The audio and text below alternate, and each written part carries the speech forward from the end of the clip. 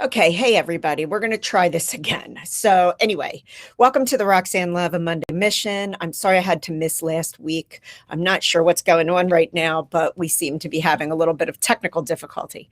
Anyway, today, I was so sorry to miss last week. I had kind of a little bit of an emergency, something I had to take care of that coincided with this time.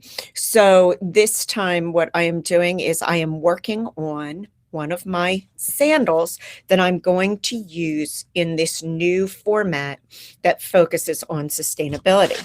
So I've got it kind of in process and I'm going to go on with it today. And if you are here and you'd like to ask some questions, please feel free to do so. If not, just have a watch and a gander and I'll talk to you a little bit about what I've been doing. So first of all, if you've been following me, one of the things that you're going to know that's happening is that, I'm sorry, I got to do a little shifting around here, that I have been working on this idea of a house slipper. And so I just wanted to kind of show you and remind you where we were. So at one point a few weeks ago, I had made these two slippers as upcycled house slippers. And these were ones that gave me some real insight and thinking about what I was trying to do. Now, interestingly enough, I went back to a project I had been working on last year for a speaking event that I was doing. And last year I had come up with these. Interestingly, what these are is the bubble wrap. But what I had put on the bottom of these as a sole was something that I had from, it's like kind of a non-slip pad that is under the pipes in my sink to protect the wood floor. So it's kind of interesting here that we've got this going on. And this is sort of something that's, I guess, been cooking in my mind for a while since I've done it. And what you can notice is that it's got a slightly different shape, so maybe a little more elegant. So I was working with that. And then the other thing I had told you was that I had this idea about something that would come over the top, right? So just a strap. We talked about how these worked just because it happened to be an elastic strap. But here, this is actually a Tyvek strap. And what I've done is I've scored it down to the side. This is one, you see how it's now made this kind of slinky-esque idea. The idea here is that you can cut this particular shoe down. So you may recall that I had shown you that many of the patterns work from the heel up. So I had worked very hard to reorganize my pattern so it worked from the toe down. And that way it helps with what you've got going on here. So when I put this guy in here, and of course I have it backwards for you, so I'd have to flip this one over. But essentially, because I can fit it in, I'm just going to show you. So imagine that this was the correct shoe. You would be able to cut down this shoe now for your heel, slim it down, and then go back up and just trim off however much of this particular overlay you want to trim off so that it fits your foot. Now, the only thing that's bad about this is that it may not really be tight enough for you to wear. So I'm working again on determining how to create multi-sizes. But what I am suspecting is an issue is that it's going to be too much work to try to do an entire multi-size that will work for a woman's 5 all the way up through a men's 11. That is a huge size range and a huge difference in length and width of foot. So what may have to happen is that I'll do a woman's 5, 6, 7 as kind of a small, the 8, 9, 10 as a medium, and then the men's 9, 10, 11 as a large. And doing those in the 3 different formats, I think will be a little bit better because it will allow not just for not so much going on here, but also to thin down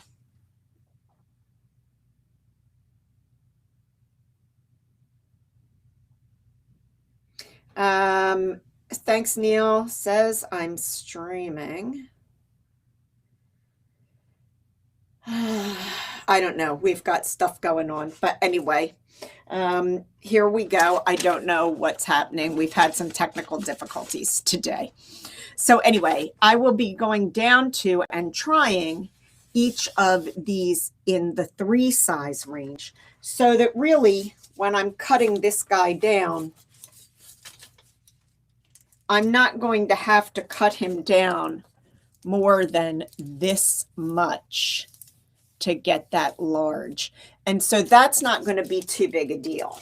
So I think that I'm going to really go to that 3 size, so small, medium, large, and maybe even extra large. And of course, as we have discussed, women's and men's sizes do line up. So a woman's 7 is the equivalent of a men's 5, which would be for a young, probably boy, you know, like a tween or so. So that is sort of where I'm at in my work here. And again, as we talked about, I've been working with the 1 piece item, and I've been working with the thong as well, with the actual sole coming up and clicking in. So these are still all in process. But one of the things that I have talked to you about that I wanted to do was to continue on with also using and showing my higher end shoes that include elements of upcycling. And so that to me was the next important step. And one of the things that I want to do is I want to work with these vintage scarves. Okay.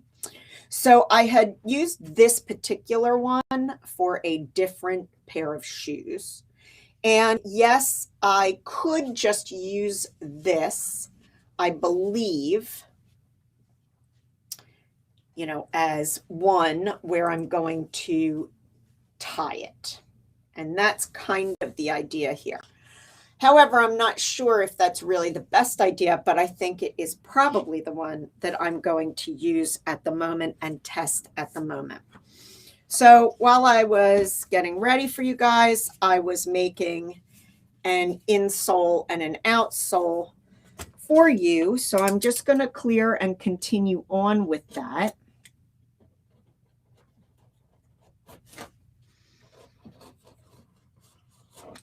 And I'm just cutting it down. And then the next thing that I like to do is I like to just match my tops and bottoms. So I'm just going to kind of formulate them up, see where I've got some edges that aren't really matching well. I use my pen. I'm sorry, I need to put you down a little more so you can see what I'm doing. Yeah, this has been a messy day. Too many things going on. So here I'm just going to clean up my edges so that they match fairly well. I tend to do it on one edge first. And I'm using my black pen today, not my proper white one, which is kind of bad. So now you can probably see that I need to just cut these up a little. And again, now I'm cutting myself off. So we need to find the happy medium a little bit here. Okay. So now hopefully you can see me and you can see this. So I'm going to trim this guy up. And again, I'm just using a knife. And whenever you're using a knife, you're going to keep your hand out of the way. But the other thing that you're going to do is you're also not going to try and necessarily get through every piece of what you're doing with just one cut. Sometimes when your knife is really sharp, it works, but scoring is also a much cleaner and smarter way to go. I want to show you a little bit because now you might be asking, well, what's sustainable about this? So what I'm going to show you is these are actually the hides that I have to buy, and I'm going to bring them up and show them close to you where there are problems in them and where they are not perfect. But we're going to get these guys cut down properly before I do that so that I can bring them both over at once. So you see that I'm now getting this particular insole to line up with the outsole. And I'm only making one of these as a test, right? Because, in fact, I don't want to waste a lot. And because I can't make two pairs out of this, thank you, Neil. Good heavens. I had a lot of technical issues, so I went in and out. This was my third try, which is the charm. So clearly, I finally made it in. And I've been showing people a little update on my low-end house slipper.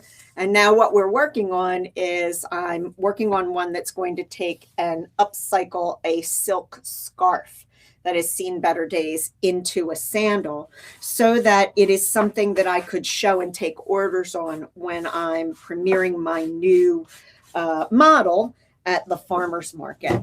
So what I'm doing right now is I'm matching my insole and my outsole and just trimming them up. Now I have a way that I'm going to be able to make them all work much more nicely and better in part of the process, but I like to trim them up and get them as close to matching as possible. I'm also using my black pen, which is kind of a no-no because it's leaving marks. So I may have to trim everything down, but I just really wanted to test this one shoe. And so I can probably sand off these things, these elements for this test. So here we go. I'm just kind of trimming it up a little. And again, as you'll remember, if you've watched me before, one of the reasons that I like to do a lot of this while you are watching me is because I really do like you to know how long it actually takes to do these things. It's not simple. These are not things that, you know, when you're hand making them, you're not just doing these things and 30 seconds later they are done. A lot of this whole process takes a whole lot of time. And I did pre-cut much of this for you to begin with. Now, what I haven't done is I haven't done a heel yet either. But now you'll see that I have the black line here. So I may just take that off, but I happen to also have a piece of sandpaper right here. So let me just see if I sand it off, if it'll come off. Yep, I can get it out of here more or less. And that's okay. So for this particular one, you can see I didn't get it all the way off, but I'm going to be able to get it all the way off for you. Now, again, I wanted to bring these up so you can see them much closer because, again, I'm focusing on the sustainability of my brand and the materials that I purchase. And so what I want to make sure that you can see, and I hope that you can, in this one, which is an insole, you're going to be able to see a whole bunch of maybe veining here. I guess not with the light, huh? Let's see. Always so hard because we got to go backwards and forwards. Maybe if I sit here and I show it to you closer this way, you'd be able to see some of it. So if you look closely, you can probably see that there's some texture and some veining here, which is important. So I choose things that have those in them because that is exactly what other people would see as imperfect. Here on this piece, you can see maybe that there are stretch marks here, just like we get on our skin. And what you can maybe also see here is that this piece is not quite as flexible as this piece. So I used the less flexible one for the insole. I'm sorry, the more flexible one for the insole and the less flexible one for the outsole. Now, this is another piece of the outsole. So I'm going to actually just measure very quickly. And this is just eyeballing it, just so that I can get it done. Because again, I just want to test. So I kind of know where I want my heel to go. And also when I'm testing, I try to use, pieces of the leather that are not actually necessarily the primo area of the leather. So for example, when I've got weird shapes like this, I'm not always going to be able to get to zero waste with something like this in terms of a pattern piece. So I try to line up and utilize the pieces that I'm going to use for a test by utilizing those areas where I can get these cut down a little. So I am going to cut this guy out, and then we're going to match it up with the bottom. And when you're doing these things, you've got to remember what piece is going to go with what piece. That's a very important part here. So in other words, when you're cutting pieces, you've got to remember, like with the insole and the outsole, the bottom side of both are going to go together. Now with the heel, essentially the bottom side of the heel leather is going to go next to this one. And so that's important as you're cutting, because sometimes on certain patterns, everything is not symmetrical, as we've learned. And so that's really an important thing, to make sure that you're keeping it together so you don't have to waste more material as you are doing your tests and creating your shoes. And nothing more important than to find out that you did not cut the right pieces, and that you have to go back in and do so. So I now have a relatively good piece. What I'm going to do is I'm going to line it up now with the bottom of my shoe, and I can see that I need to trim just a little bit.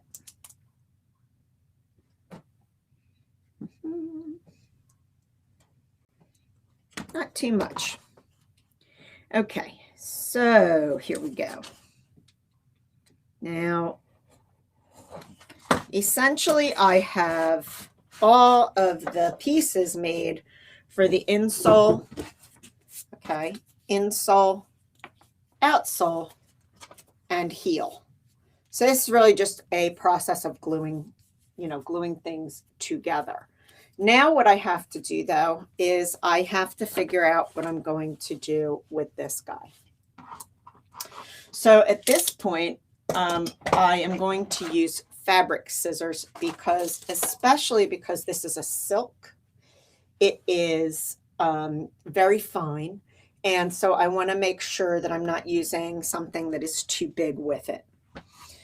So I'm going to cut down. I folded it in half, and I'm just going to cut along the edge.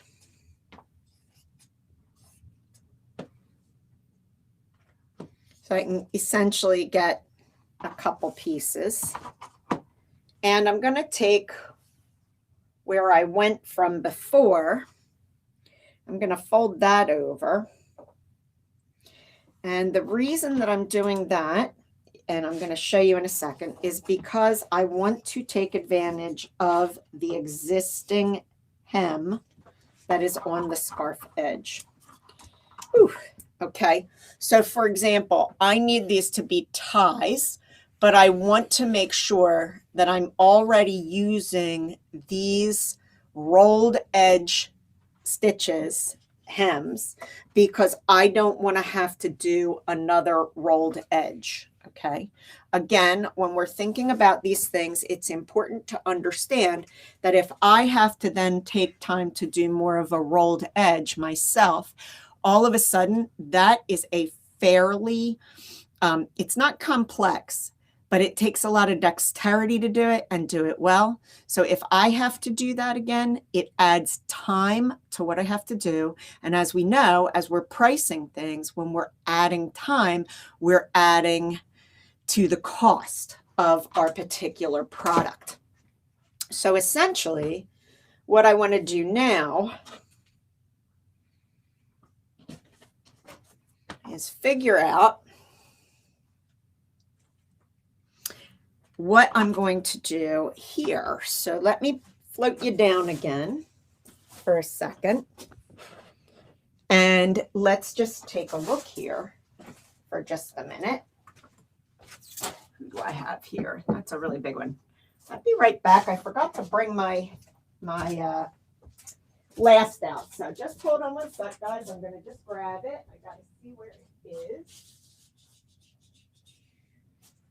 It might be you. Yep. Okay, I got it. I'm coming. Don't worry. Here I come. Sorry about that, guys. Oh, of course, I brought the wrong one.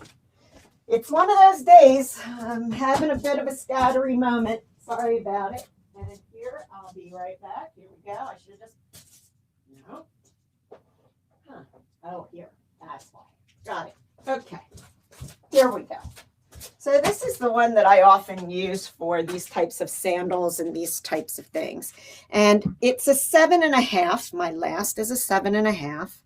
But now we need to kind of see where we're going to go, because this is where essentially we would just knot it. Okay. And so I've got to take a little bit of time and figure out exactly where I want these elements to come and to match down here, because I've got to make sure that my fabric, the only pieces that are coming up are the hemmed pieces, right? So this is where it's going to take a little bit of time for me to get it together. Now, one other thing I could do is I could also fold and utilize my scarf in this way. And so these are just all things to think about. Again, keep in mind that what I need to do is I need to make sure that I am utilizing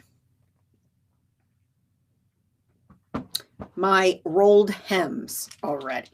Okay, so now we're starting to see how we might start to think about it. And actually, I can think about it this way. And so maybe what needs to happen is this. And then what do we do? Okay. So is this the way for it to go? Well, that doesn't work too well, but I think, in fact, it might if we were to do it okay. But I'm not thrilled yet. Okay, so I think you can see that what I'm going to do here is work around with this quite a bit and figure out what really is the correct way. Now, maybe in the end, the correct way is really just to do this. Okay, so maybe just to have a band across. All right, so maybe the correct way is really going to end up just being this. But the problem with that is that this is a relatively old piece of silk. And so I don't know that it's going to hold up real well if what we end up doing is just this. And if I were to end up doing just this, I want to make sure that I not only get the, I'd want to make sure that I also get some of the floral that's in here. Okay, so I have to then find, well, where is the good part where it really shows something that would make a great sandal? And again, it's not going to have a lot of body like this. The reason that I like the tie idea is that if I can get the tie idea right, correct, then it will fit a variety of widths of shoe size. And you, as the owner of this particular sandal, will be able to tie it where you want to tie it, how you want to tie it. And so if your foot feels like it's expanded during the day, you'd be able to loosen this up a little bit. If it feels like you want to make it tighter, you'd be able to tighten it up a bit. So to me, it actually is really important to figure out how we're going to get it to work this way. So again, you know, we've talked a lot probably about it. You've probably seen me do some prototyping. Masking tape is my friend. Now with this, I might actually want to use blue painter's tape just because it's a little bit more removable, but it is kind of a little scary to use too much masking tape with a delicate textile. But there are lots of ways to think about this textile. So for example, I can fold my textile in a particular way so that it comes in and maybe folds back on itself. And this gives it a more uniform way to be under my shoe. And maybe I don't need this. So these things might all get taken off.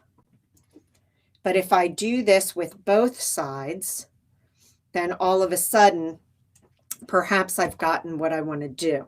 Another item you could use here, I'm not sure I can find them right now. I don't have them close. If you have pins, this is another good thing that you can utilize here. But I thought I had them handy. Maybe I do, but I just don't. Oh, yep, there they are. Okay. I know my desk might, I mean, my board might look like it's rather cluttered, and it is, but I do well with clutter. I know pretty much where everything is. This is part of me having a visual memory. So what I'm going to do here is I've figured out a way to fold in right now, and I'm just putting that pin in there to hold it all together. And now what I'm going to do is I'm going to try and fold the other one the same way. Okay, so I folded into half and back, into half and back. I folded this over. I think that looks pretty much the same. I'm going to put another pin in. I think actually it's a little too far, but hey. And remember, not everything is going to be exact. So these are the times where you need to figure it out and play with it to get it to work properly for you. All right, I'm going to put in another pin there because it's not kind of holding what I want it to hold. And now what I can do is pin them both together just so that they'll lie flat enough for me to see where I'm at and what I'm doing. Okay, so you can now kind of see that what I've done is play with the fabric a little bit. And now I'm going to put the foot, the last on top of it. And we're going to see if, in fact, once we do it this way, how does that look in terms of what we've got? And I think this is now starting to get more like what I envision it being. Okay, so what I can see is I want to probably, what you can maybe see now is, I like the idea of what's going on here, but I think it needs to be more uniform. So perhaps I will hand pleat that part so that I can really control how much of it you see. You can also see on this side, right, that I also have this nice kind of gather, but I can make that more intentional. What I do like right now is the fact that when we look here, we're seeing some of the floral and some of the tie. And so, I mean, of the stripe. So on this particular one, it's a great one because you can also see where the knot is. We're seeing stripe on part of the knot and flower on the other part. So in terms of how this is coming along, this is a great idea. Now, it's not exactly right. The other thing I could do is theoretically, I could make this whole thing you don't have to have the ties happening, but that would take away from the fact that I want the customer to tie it so that they're comfortable. The other thing to think about is, do I want it to come up higher on the foot? As we've talked about before, when it comes up higher on the foot, it also allows you not to have the slap as you're walking. Now, part of that would be an aesthetic thing. Part of that would be something else I might think about. So for example, these guys could tie in such a way, or I could pull them in such a way that once they're tied, they would go further back in the glue process. And so that would help with the not being able to walk out of them. Again, silk scarves. So they are, silk does have a certain amount of really strength, but it's also delicate when it ages. So that's something that I am concerned about in terms of using these scarves. But what I want you to imagine is that eventually I'm going to work this out, this idea out, and I'm going to make a sample shoe. Okay. And when I make that sample shoe, the next thing that I'm going to be able to do is I'm going to be able to allow this shoe to be there. People will be able to see it, touch it, feel it. So they'll see everything that's going to comprise this shoe. And then what they will also be able to do is I will have a number of other silk scarves sitting there that they can select from. So they'll be folded right next to this guy, and there will be a great, wonderful example of something here that you can see, touch, feel, even try on. And then you would be able to envision this for yourself. And then you would be able to select the scarf that you would like for me to upcycle. And also, because I'll be going back repeatedly to the same space, I can also work out with a customer if they happen to have their own scarves at home that they'd like to upcycle. Hey, bring them to me next time. And in 2 weeks' time, you will be able to have your pair of sandals made especially for you. So that's the first part in sort of where I'm at right now with the project for the summer and my pivot. And I'm very excited about how to do it and what's going to happen and how I'm going to matrix that out and take that model and move it onto something else. And I don't know that it will be much better for me to spend too much more time showing you how this evolves. I think it'll be much better for you to see how it did evolve next time. And likely by next week, I will have this and or some of these other items evolved to a point where you'll start to see them coming together. As to my business model, which I was working on with you guys before, and you saw me redeveloping it, I've had a couple weeks now to leave it up and to look at it. And so one of the things is I'm more and more sure of what I want to do. And the other thing that's really important about it and really cool about it is that I'm starting to see that as I develop this whole sort of program out, the beauty of it is that I can show people a number of things, but I can also use my love of shoes as a vehicle to get across many of the concepts that I want to get across to people. So it doesn't always have to be all about shoes, but what it will allow me to do is pursue my shoe passion while showing people how to be thinking about things in a more sustainable way. And that to me is what's going to be really fun for me and allow me to build out that product offering. But it's also something that's going to be really interesting to me, that I can really market in a different way. And so, yes, Neil, I'm really with you. The making the and engaging the customer, I think, is really going to be critical. I think it's something that will be very helpful.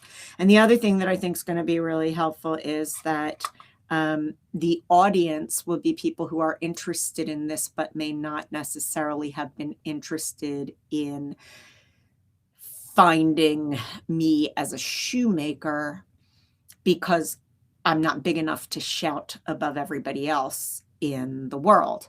So I think this has the model has so many interesting things, and it's really terrific because also my backstory about being sustainable is something that's really near and dear to my heart, very integral to me, and was something that was passed down through my family. So it will definitely be authentic. There is no question it will be very, very authentic in how it comes out and how it works. So I'm excited to see it all move forward. Again, for example, you see this guy. I also have sandals that I've used this particular idea with. So those sandals, which are very fashionable this year, I want you all to know, H&M, I had them first. I made them first. I had them last year. H&M has knocked off my shape and style. They didn't knock me off, but it is now very popular, which is also something that I know about myself. I'm generally at the head of the curve because I'm an early adopter. And so quite often when I make things, they sit around for a few years before people start buying them. So anyway, though, I have sandals that use this idea as well. And so they too will be able to sit out on my booth, and I will be able to have an assortment of bracelets that people could pick from for their pair. And so that also will be something that I think is really going to be useful and quite good. And then the other thing that I think is going to be really nice is because I'm going to be there every other weekend, I'm going to give them products that they can order. I mean, every other week, excuse me, because it's a Thursday, that they can order one night and they can come back and pick it up in 2 weeks' time. And it's right there for them. And they can have the experience of having chosen it and then the experience of also receiving it, and seeing it within its whole context from start to finish. So I think this is going to be something I'm very, very excited about it. And I can't wait to get started on it. And of course, most of my focus for the next few weeks will be getting the booth ready, getting I'm going to have a banner, getting that done, getting other ideas together. I have a really great one that I'm going to do that is based on my love to knit, which is the first thing that I ever did as a maker. So the nice part about it is also going to be that as I demonstrate these things, I have this very core story to tell. And so that to me is going to be something that I really am going to enjoy. I can show you something else here that I've always done. Here's something really super easy. If you have old t-shirts, especially like slogan tees or tees with projects on them, right? You can cut them up into all sorts of things. They're all squares, and then you can make yourself a scarf. So there are many, many things we can do with all sorts of materials, textiles, but also plastics, etc. And so I'm really excited to do that as well because it's also the problem solving that works for me. So I'm going to call it a short day today because I have some other things to do. But Neil, thanks for dropping by, and everybody else, I hope you have a great week. Next week is Memorial Day, so I am going to give myself a break and give you guys a break from me, and I'm going to just enjoy my time and take a little break, and then we'll get back together in June and you'll watch how my product and everything is evolving. Another thing that I'm thinking about is how I can also reuse packaging to create the packaging for certain things that would be my products. So that's going to be another way to kind of have a really kind of nice way to also think about how maybe other makers can reuse things as part of their packaging to tell their story. So Neil, great to see you again. And I hope to see you after the holiday. Everybody have a great Memorial Day, and I will see you back here in June. Take care, everyone.